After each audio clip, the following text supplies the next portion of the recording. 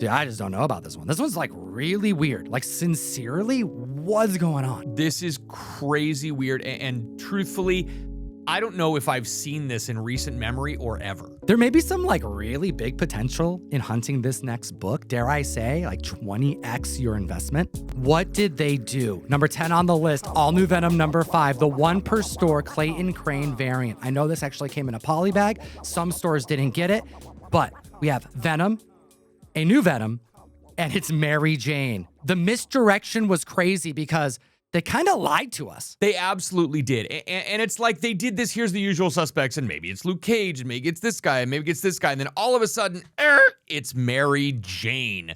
I wasn't expecting this, and I think the comic book community doesn't like it. $40 high average sales. I found it coincidental that throughout this 5-issue reveal of who was under the symbiote, that it took place during the release of Falcon and Winter Soldier that featured Red Hulk. I was thinking about Jeff Loeb's run, how long it took, like the hang time before we found out who was the Red Hulk. And they did it brilliantly there, that I was seeing these like comparisons with how Al Ewing was handling Venom. And the misdirection was ridiculous because they just introduced a new Venom and all the preamble was just marketing. I really like Al Ewing as a writer, and I think his Immortal Hulk run really is giving him a whole lot of credence, and I think that's why I'm going to give him a little bit of leeway here. But when he was describing where they were going, he admitted it was misdirection, and then he used the word kind of an odd couple interaction in an old school soap opera. So it kind of looks like the relationship between Mary Jane as a symbiote and, Eddie Brock Venom. It's going to be a little bit more lighthearted, and I don't know if that's necessarily where we want our symbiotes going. Let me know what you think about this in the comment section below. It's Al Ewing. I'm going to read anything he does. I'm going to give it a chance. But I do understand why people are a bit disappointed. Number 9 on the list is DC All-In Special Issue number 1. $10 average sales, the first appearance of Absolute Batman, Introduction, Absolute Wonder Woman, as well as Absolute Superman. Have you hit the subscribe button yet? We make this video of the most trending comics in the world every single week. We are seeing a 105% increase in copies sold this week on this criminally undervalued book. I really believe so. This is one of those things that it's got kind of like a Young Avengers or Giant Size X-Men type, because so many big first appearances of things that are really going to be relevant here on out. This week, we had Absolute Green Lantern and Absolute Martian Manhunter. 2 weeks ago, we had Absolute Flash. DC is really doing their best to build a new Absolute universe. Batman hit hard out of the gates. Absolute Superman, Absolute Wonder Woman, people are still reading and talking about them. This is the issue where it all takes place. This is the issue where it all kicks off. And even though it did have a large print run, I just don't think it's getting the love it deserves. We know that the readers are all in on the Absolute universe. I have to use my words very carefully here. But the collectors don't seem to be. You would expect this introduction to these characters to be performing at like Ultimate Spider-Man 1 numbers, and it just hasn't happened. So the writing is bringing people in, but maybe the collectors aren't being served. I'm curious what DC could do to make the comics more valuable, because it's just not correlating to me. A first print Absolute Batman number 1 sells between $70 and $90 for CGC 9.8. And it's not even his first appearance. So $60 for this 9.8 just feels really, really low. And I agree with you. DC is definitely going after the readers, the people who are going to want to read every single issue, but not so much the collectors. And that's the thing that they need to figure out. I love this next comic book. Number 8 on the list is a quadruple key. Uncanny X-Men. X-Men, issue number 129. We have the first appearance of Kitty Pryde. We have the first appearance of the White Queen. First appearance of the Hellfire Club. And this is where Dark Phoenix saga begins. This is another one of those must-have keys from the Chris Claremont X-Men era. $280 average sales, $1,451 for a recent CGC 9.8. The peak of that book was $10,000, which was probably an outlier back in 2021. But even during the comic book boom, we were seeing 9.8s go for $7,000. Crazy high, but still a major, major key. It's a 107% increase in copies sold this week on the announcement that Emma Frost is going to be in the Marvel Rivals game, and Season 2 is going to be called Hellfire Gala. That's right. We got Hellfire Gala as a playable place on Krakoa. White Queen is coming. Thanks, Marvel Rivals, for spiking some dope vintage X-Men. This is a really cool book to spec on because we know we have the mutants long-term, going to be the main focus of the next era. And in between then, we already have got a ton of casting for mutants from the past showing up as soon, as early as Avengers Doomsday. But no Kitty Pryde and no White Queen yet. Big spoiler alert for episode number 7 of Daredevil. If you have not watched episode 7 of Daredevil, you should skip this number, but very apropos.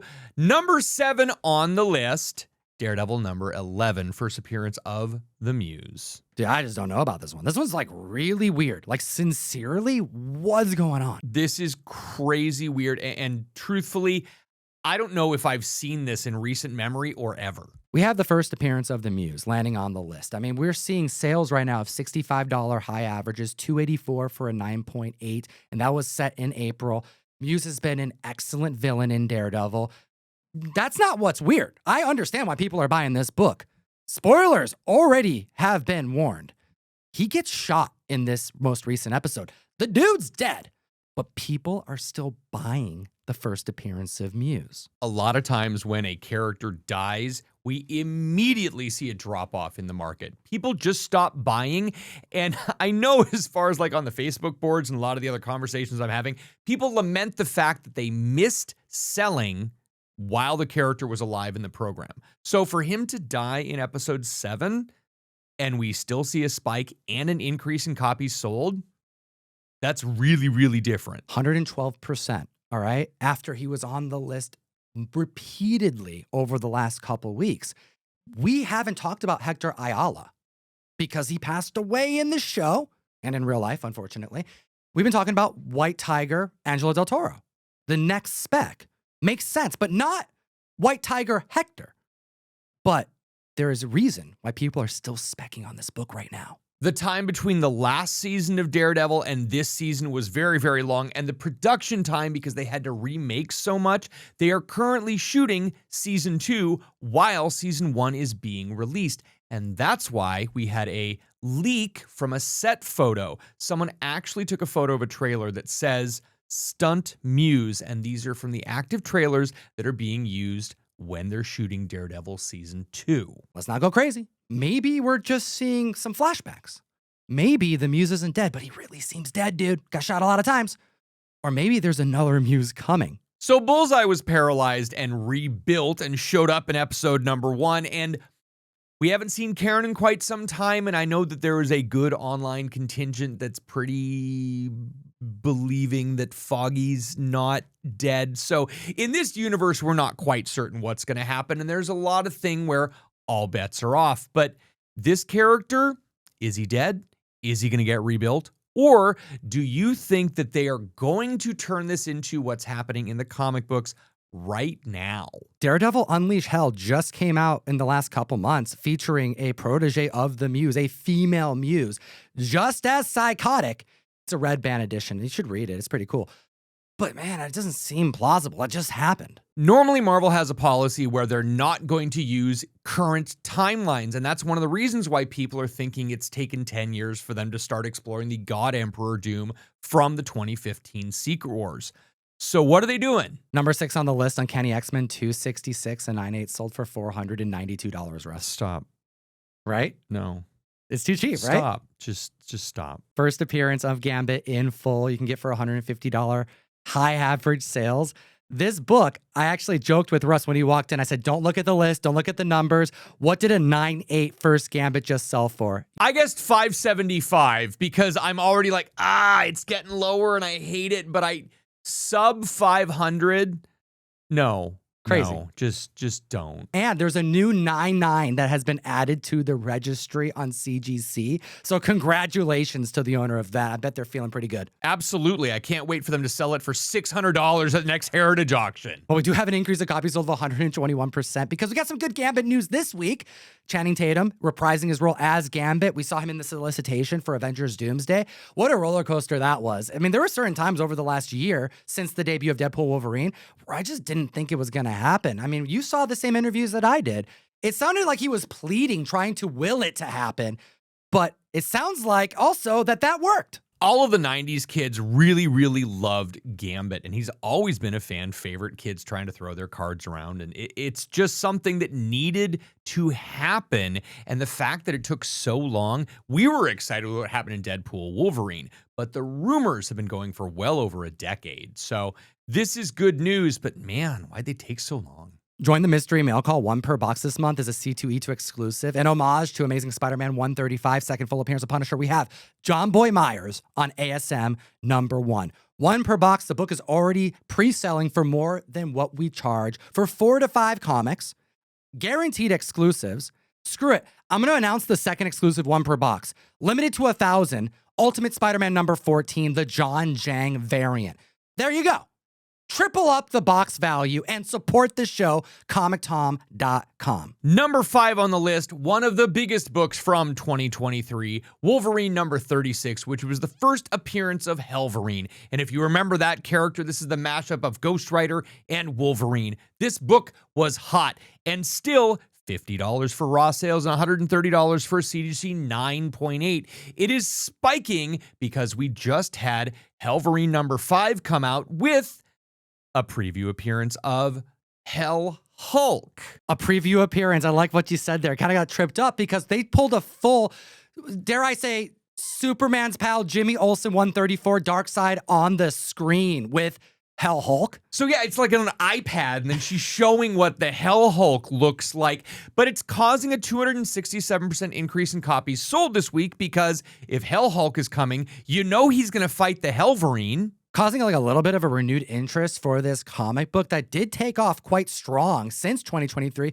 but I feel like it's kind of cooled off during this like debut of this series. I don't think there's enough people buying the Helverine series, and whether it's just readers not getting into it or market insecurities, it's a book you should be reading and a pretty cool character. Speaking of the Hulk, this dude's actually getting the Hulk, like the first Hulk, Lou Ferrigno, to your shop. I am so excited. Comic fam, if you are local to the shop, you should stop by on Saturday, April 12th, between noon and 2 p.m. Lou Ferrigno, the Incredible Hulk, will be in the shop at Milgeek Comics signing autographs in person. I'm going to post all the information on my Instagram, and you should check me out on Whatnot because I will be selling things that he has signed. Super cool Hulk stuff. Check it out. April 12th. Hi everybody, Big Lou Ferrigno here.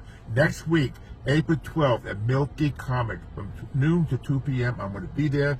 I'm going to see all my fans. Come on down, have a great celebration. Can't wait to see you all. April 12th, noon to 2 p.m. Milgeek Comics. See you then. There may be some like really big potential in hunting this next book. Dare I say, like 20x your investment. Number 4 on the list is Nightcrawler #1. This is the first solo series featuring Nightcrawler. Alan Cumming is coming back. We saw his name on the chair for Avengers Doomsday, and his portrayal of Nightcrawler in the Fox days was excellent. Think of that like White House scene, zipping around.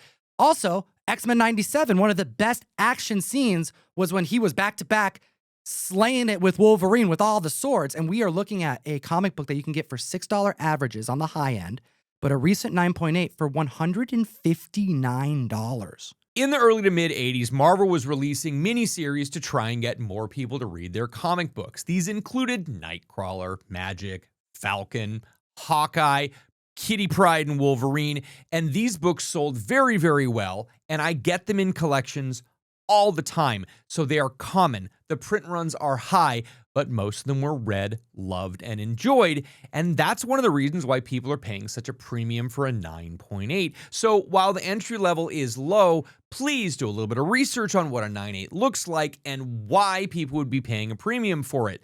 Don't just go out to a garage sale and assume that the book you bought for $1 is going to make you $150 on eBay. I recommend you picking this up. This is the official CGC guide to grading comics. It goes through all the different grade points, things that they allow, things that they don't allow, so you can get a little bit more savvy, because if you are good at grading, you could get lucky on the hunt.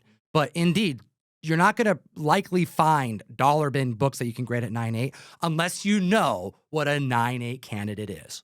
A 275% increase in copies sold this week. There are a lot of people excited about the Fox X-Men coming back into the MCU. At the list at number 3, we have Far Sector number 1 from 2019. This is the first appearance of Joe, the Green Lantern. This is seeing $20 average sales, $60 for a CGC 9.8, an increase of copies sold of 300% after the release of Absolute Green Lantern number 1. Normally, we'd give a bit of a synopsis here, but Fire Guy Ryan, who is our resident Green Lantern guy, straight up says, this is so good, I recommend going in blind. Even if you're not a Green Lantern fan, read Absolute Green Lantern. It's really going to change your comic book reading mind. Absolute Green Lantern did its job. As a non-Green Lantern fan, I'm in it to win it. I'm reading the rest of the issues. It's a stellar issue number 1.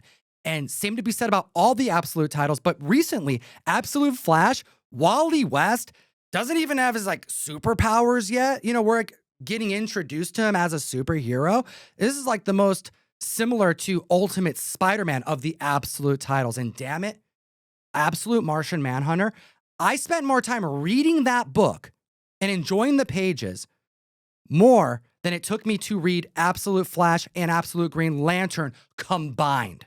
The quality is outstanding.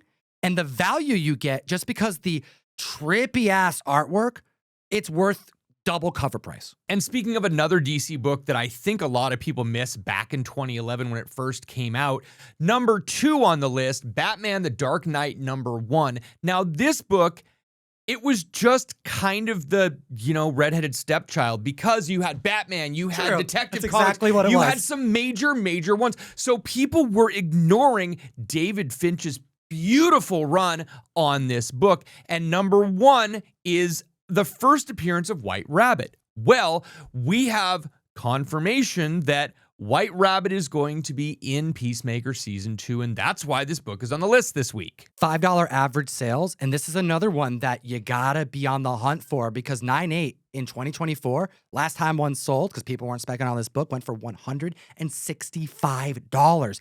That's some Nightcrawler numbers, dude. We had confirmation this week that Bray Noel, you should look her up on IMDb, is going to be this White Rabbit character, and no shock at all, immediately a 720% increase in copies sold this week. I do want to throw out that there is that little bit of a variable that CGC did just announce a David Finch signing, and I think this kind of helped propel the sales of this book, as well as number 3, which has a fantastic White Rabbit cover. These are some David Finch books that I think people are going to be buying for the signing, in addition to White Rabbit being in Peacemaker. I'm just going to say it. This is the sexiest DC character that has debuted in the last 20 years. And Peacemaker is a show that I firmly believe that if there was any hesitation of bringing back Daredevil in the Netflix era to Disney Plus, higher-ups probably watched Peacemaker and said, damn it, we need Daredevil yesterday. Peacemaker is one of the best single seasons of superhero anything that's ever debuted on a streaming service. I know I'm a DC stan, but seriously, Peacemaker is the number 1 thing, and that's above every single Avengers movie that I saw. I loved Peacemaker. It was so good. Hit the like, slap the subscribe button. At the end of the video, I'm giving away a signed Mark Spears Nightmare on Elm Street variant on his independent run called Monsters. And I'm going to be announcing how you can win 3 different John Boy Myers web store exclusives. The number 1 most trending comic book in the world. Download Key Collector Comics. Code TOM101 unlocks a free 2-week subscription of the app. This is the app that we get all of our data from. And it's going to enhance their comic collecting, especially when they're on the hunt during convention season. Get access to the Trending 20, the larger list. There's 10 other books that you need to know that are spiking that we omitted from our tier list today. Number 1, it's a brand new day. And we're not talking about the Sting album. We are talking about Amazing Spider-Man number 546, which is the kickoff issue of Brand New Day, which has been officially announced as the title of Spider-Man for the new Tom Holland Spider-Man movie. An increase of copies sold of 2,333%. Hot damn. Yo, if you like Mr. Negative, this is his first full appearance in a comic book. A lot of people were introduced to him during the video game series featuring Spider-Man. And that could be really cool spec to see. I mean, if we saw Mr. Negative, rumors start circulating, this book's going to go even farther than it is currently. But don't buy this because of the title alone. I mean, this right here is a loose adaptation at best, because Tom Holland Spider-Man is going to experience a brand new day. Very different than Peter Parker did at this point in the comics. $25 average sales, $200 for CGC 9.8. And for those of you that are variant hunters, isn't there that book market variant that is impossible to find? Yeah, it's a sketch variant of this book, and that gets priced like crazy, but because of Mr. Negative, not because of the title. But if you are looking to spec on Mr. Negative or Brand New Day, there was a preview to this found in 2007 Free Comic Book Day Amazing Spider-Man, which is also spiking like crazy. I do like this Free Comic Book Day, and I just want to give a little bit of caveat out here because Free Comic Book Day Spider-Man 2007 looks a lot like Free Comic Book Day Spider-Man 2011, and 2011 is not worth anything, and 2007 is. So be careful. If you're just looking at the cover art, you might get them confused. Oh, dude, how many times have you pulled a 2011 thinking that you pulled a 2007? Too many. It's Like, happened I all make the it time. all the time. Yep. Hit the like, slap the subscribe. What do you think about all this comic book ruckus? And of course, as always, Geek responsibly. enough said. And that's the end of the video, Russ. We have a giveaway. Mark Spears Monsters signed Nightmare on Elm Street variant. It's going out to Gregory Lilly. If that's your name, check your phone. And if you want to be like Gregory and be part of all of our giveaways, you got to join the SMS group, our text message group via comictom.com. It's so easy. You sign up once and you are entered into every single giveaway in the future, and we will contact you if you win. We have 3 John Boy Myers web store exclusive magic number 1s I'm giving away. Actually, you're going to give them away. I'm going to be at C2E2. I promise, Tom, Fire Guy Ryan and I will not mess this up. We'll see you guys next week. We out.